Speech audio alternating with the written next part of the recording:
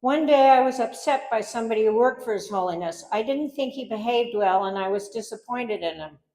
When the Dalai Lama heard this, he called me in and he said, Elsie.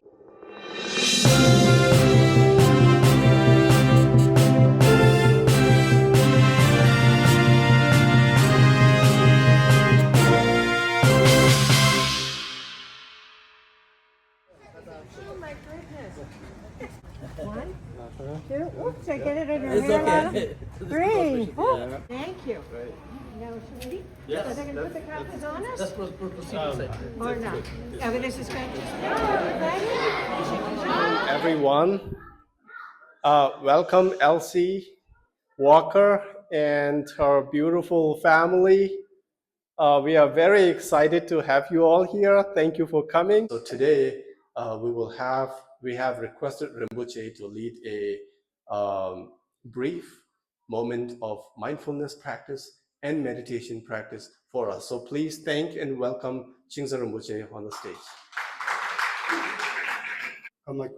Nisumji la nyamdi jaya chi rwa tadi kaptu de la ngazo kubja gangla de tambo jap de kaptu ya tes tambo chi ai ngazo indi de ma mi kaptu ya de wa ina di wu tong tong la ta ngazo de jimse ma wo shu shu tadi she de wa ina ti su la do de ra de ndi indi gang ya ni ngazo danda di u ya the ya de chi rwa wu tong ya de ngazo ta gom ge dang shi chi la zo ga tambo gom je ka de la ani ngazo chirang ge gom la wong di sim de shilo la yang zhuo de nang la ya gom la da de ya ko ya de tap shi na zo nam ji na nga sim de ta second ji na lo la ka sa ka ro sha wa di ma de tap shi la dang bo de la dang zo ja la nye ya dang an de ri yang ta men ge la nga zo kang ba je ni ka le kang ba ta ni pe ya da ani wo to ya da de mang po chi ga da nga zo dum de shi de wo to ya de re de nga zo ta la de la ka ma chi ni ji la 우드지야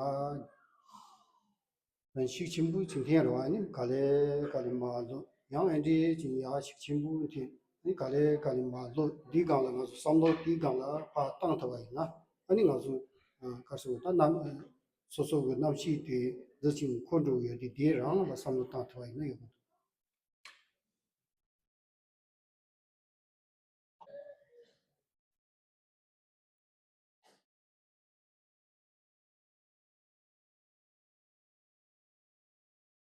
We are really a dedicated group of volunteers who are coming together out of their own goodwill, who are volunteering their time. And there is no salary for anybody, there is no material gain for anybody, but we are all bound together by one common goal, and that is preserving the identity, culture, language, religion of Tibet. So that this one goal has brought us all together, and this one goal is also that goal that unites all Tibetans. And this is one goal that keeps the struggle going, and this is one goal that keeps the spirit of Tibet alive. Very recently, Elsie shared with me an article. It was an op-ed that was written about how China is trying to change the name of Tibet itself to Xinjiang. And I this op-ed was very powerful in the sense that it speaks about the spirit of Tibet, that even though which is the very fact that China is trying to change the name Tibet, it speaks about all the other things that China is trying to do to decimate Tibet. But regardless, the spirit of Tibet endures. It is these values. It is these values that His Holiness has, advocated for decades, and it is these values of love, compassion, universal responsibility that Tibet embodies, that His Holiness embodies, and that Tibetan people embodies. And that is one reason why Tibet is not just about Tibet. Tibet is also about the world, because we believe that the peace, the compassion, these values the Tibetans embody, it is something that we can share with this world. It is something that we can share across communities. So to this sense, one effort that we are making with the school is trying to teach our children to be a good human being. And how do we do that? We have, Mr. Dorji Damdul, who is our currently teacher for social, ethical, emotional learning. So every Sunday, he dedicatedly teaches. And then we have a group of several teachers, cultural dance teachers, who are teaching every week, every Sunday, how our kids can learn how to write Tibet, how our kids can speak Tibetan. And then on top of that, through these meditation practices, we hope that the mindfulness practice that our children get. We had recently organized an event at Johns Hopkins University focused really on celebrating love and compassion. And we had a debate also about how mindfulness and compassion can be used to improve the situation around the world, to help the world. And in that, our own Sunday school students, they spoke about how when they get angry, they use the practice of mindfulness. They use the practice of compassion science. They are learning about compassion not just as something related to Buddhism. They are learning about compassion as needed as a basic human value, human need, and also compassion is about science, right? Compassion embodies first empathizing with people, and then on top of that, feeling people suffering, and then having this desire to help others. So those are some of the aspects there we are learning. And our school, although we are small, we have some hopes. We do have a vision. Right now, we have a Capital Area Tibetan Association, which is based in Fairfax County, but we do not have the ability to hold our school there. The room, the house, the space that we have is small. So every weekend, we are holding the Sunday school at Vienna Community Center, and we do pay around $9,000 in rent every year to the Vienna Community Center. But we had a very big meeting recently with our parents, and we all unanimously agree that it is important for us to have our own cultural center in America, right? A cultural center that can represent not just a community center, a cultural center, a language center that will help preserve Tibet's identity, that will help preserve Tibet's values across the United States. And probably it could become, because we are in the capital of the nation, we are in Washington, D.C.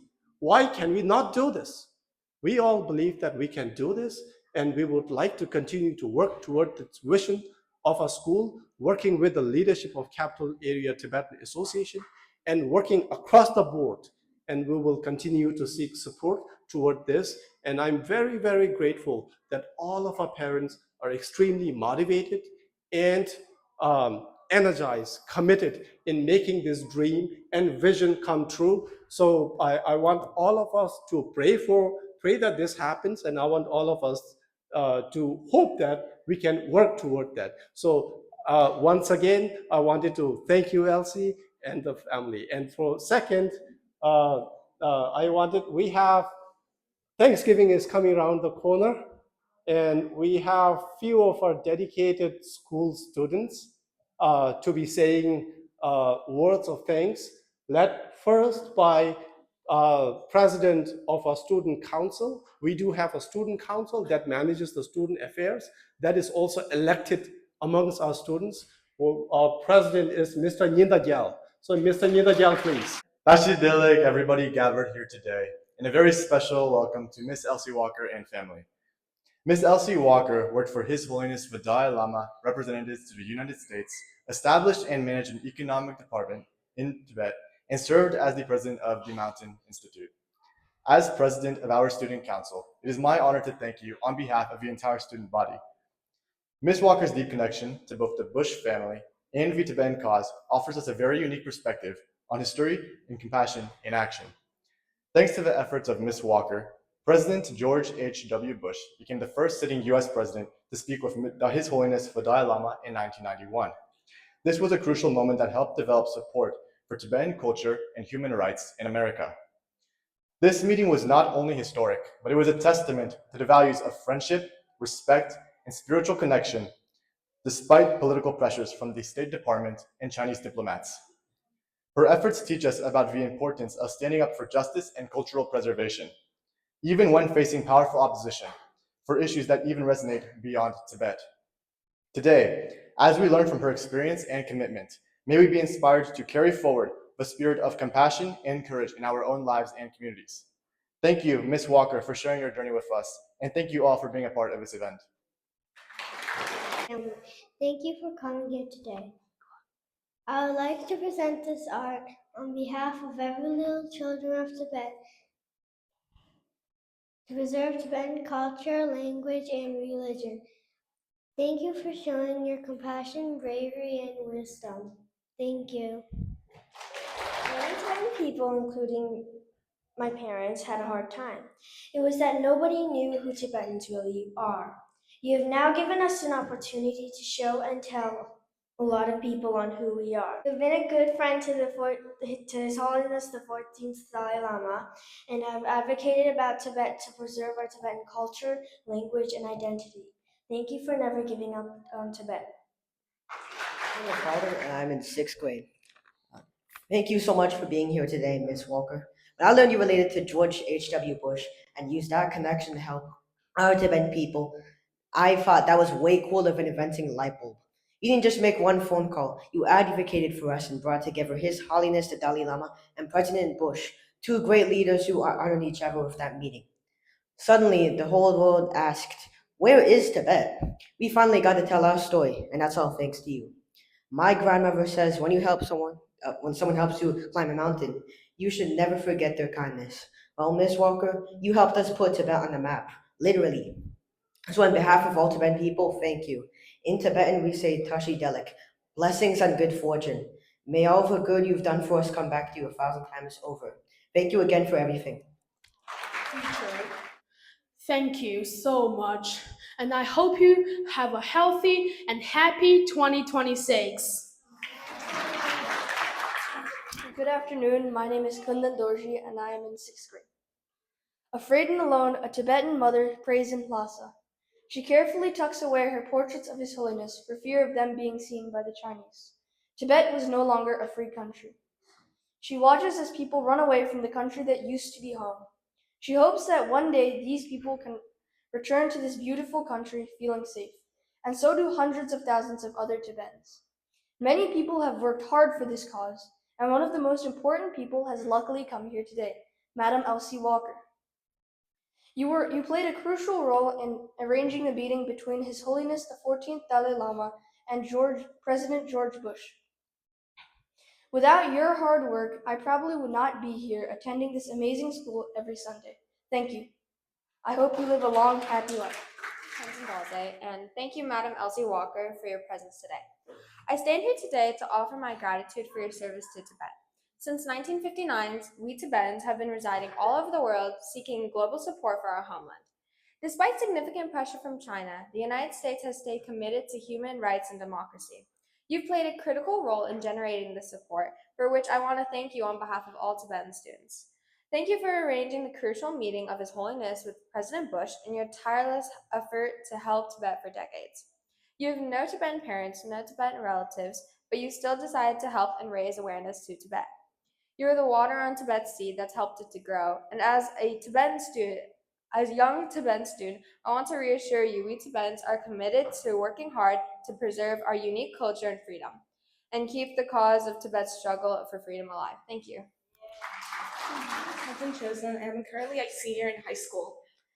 First of all, I want to thank you for your presence here in our community. We are deeply honored. During the tenure of the 41st U.S. President George H.W. Bush, the first major organized resettlement program for Tibetans in the United States, the Tibetan U.S. Resettlement Program, TUSRP, began in the early 1990s. Since then, the United States has played a crucial role in supporting Tibet to protect its distinct religion and culture. You, in particular, played a key role in arranging the historic meeting between President George H.W. Bush, and His Holiness the Dalai Lama on April 16, 1991, at the White House in Washington, D.C. This meeting was historically significant because President Bush was the first sitting U.S. president to meet the Dalai Lama. Later on, President George W. Bush met with His Holiness multiple times, even presenting the Congressional Gold Medal to His Holiness the Dalai Lama.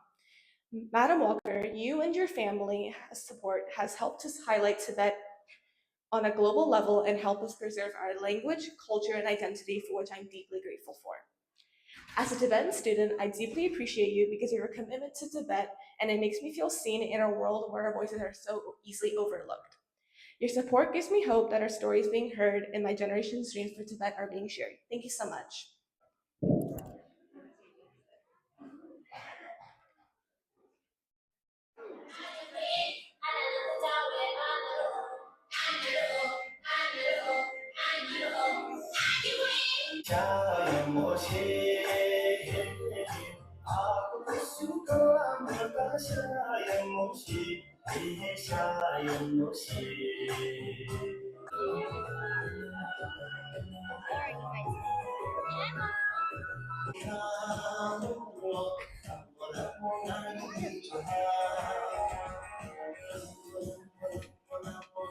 Dance recital. I'm going to be a little serious now, so I'm going to be what they call Debbie Downer, I'm afraid. But anyway, in the United States, when I grew up and went to Sunday school, we often talked about religion. So I'm going to talk about some of the things that we would have talked about in Sunday school. Okay, so I want to thank Kunchak and all of you for inviting me and 3 of my 4 grandchildren, Lila, Vivi, Caroline, and my son John, to be here with you today. Because this is a Sunday school where we think more deeply about life, I want to talk to you about some deeper things. I want to tell you why it is that I have spent much of my life serving the people of Tibet and your magnificent leader, the Dalai Lama. As a child, I didn't understand why bad things happen to good people. My father, who was a doctor, was 41 when he was crippled by a bad sickness called polio, and he lost the use of his arms and legs and had to stop being a surgeon, for which he had trained for more than 8 years. 7 years later, my sister, who was only 10, died of the same disease. Then my mother had 2 babies with Down syndrome, which means they were born without their brains being fully developed. So why does life get so hard? And how is a person supposed to handle life when bad and sad things really happen? When I was young, I decided to try and learn the answers to these questions, and my spiritual learning journey in life started. I went to church, I prayed hard, and in school I studied different religions. I tried to spend time around ministers and priests and people who seemed to have the answers to the big questions of life. Then I started to hear about a thing called Tibetan Buddhism, and I began to study some of the basic ideas in your faith. Tibetan Buddhism gave me many of the tools I needed to be able to handle life. It's a very practical system. These are the most important things I learned, and this is mostly geared towards children and young adults, but anyway, here we go. 1, the best way to have a happy life is to help other people. 2, when you are suffering and in pain, remember that others are in pain too and try and help them. That will make your pain more bearable. Don't shy away from sadness. Look at it in the face because it's part of life. 3, understand that we all die. Our lives will come to an end. Being born a human being is precious, and even if it's hard, be grateful that you are alive and make the most of your life. 4, try to learn to control your strong emotions, especially anger. I haven't gotten anywhere with that one. And have a calm mind. If you are a boat in a storm, just try and ride the big waves and stay steady. Don't let the storm toss you around too much. 5, learn to do nothing. Just sit and watch your thoughts go by, and that will help calm your mind. These things are hard to do, but at least I learned how to help myself live life without being confused or lost. The other reason I decided to work for Tibet is because the Tibetan people I've met are the kindest and most thoughtful people on earth. You were brought up by your parents and your religion to have beautiful manners and to be kind to other people. There is not a society on earth that is kinder and nicer than yours. The aim of your culture is to turn out the best human beings possible. Some of the high lamas I have met are astounding in their intellectual brilliance, their calmness and kindness, especially the Dalai Lama. The highest values in your society are teaching and learning, not making money. I worked on a 15-year program in Tibet with very poor people there. Life, as you know better than I do, is very, very hard for them because the Chinese government doesn't treat them well or let them have much freedom. But they still found a lot to enjoy: friends, food, animal, nature, and they practice loving kindness. Every day in the rural areas or walking around the barkar with their malas. I met pilgrims who prostrated their way up and down like caterpillars for months on end across the entire width of China and Tibet to circumambulate Mount Kailash. Before working in Tibet, I worked in New York City and DC for the people who serve the Dalai Lama, and I got to know His Holiness myself. I was raised in the Christian faith where Jesus Christ is worshiped as the Son of God. He is a symbol who means we are all children of God and we should be like Jesus. To me, the person living today who comes closest to Jesus is the Dalai Lama.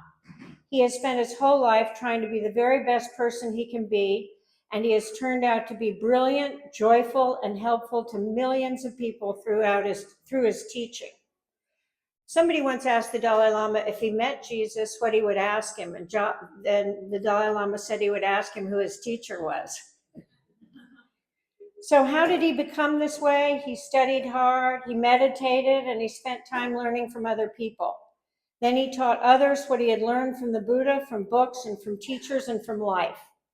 As you know much better than I do, his basic rule in life is to be kind. Even if you don't like someone, be kind to them. You don't have to like them, but you do have to be kind to them. When people are mean to you, ignore what they say, leave them alone, or you can say something nice to them and really shock them. I will end this little talk with a story the Dalai Lama has told me that has helped me. One day I was upset by somebody who worked for His Holiness. I didn't think he behaved well and I was disappointed in him. When the Dalai Lama heard this, he called me in and he said, "Elsie, whenever I hear only something bad about someone, I always think of what I know about them that is good. And if I only hear something good about somebody, I think about what I know about them that's not so good. That way you can keep a balanced view of a person." And so I learned from him that generally in life, the middle way is the best way. So when you hear something terrible about the world, remember all the good things about the world. All I can say is that you can be very proud of the culture and people you come from. Your country has a fascinating and long history, and it's by far not over. Someday the Tibetan people will be able to live in peace again up there in the beautiful Himalayan mountains. You must find ways to keep your language, history, and values alive, and you have to keep showing people in this very cruel world what kindness really looks like. Thank you so much. We are all deeply touched and grateful and really humbled. I think everyone will agree, we will all try to be good people. We will all try to be kind and compassionate and live the words that you spoke very kindly of us. Thank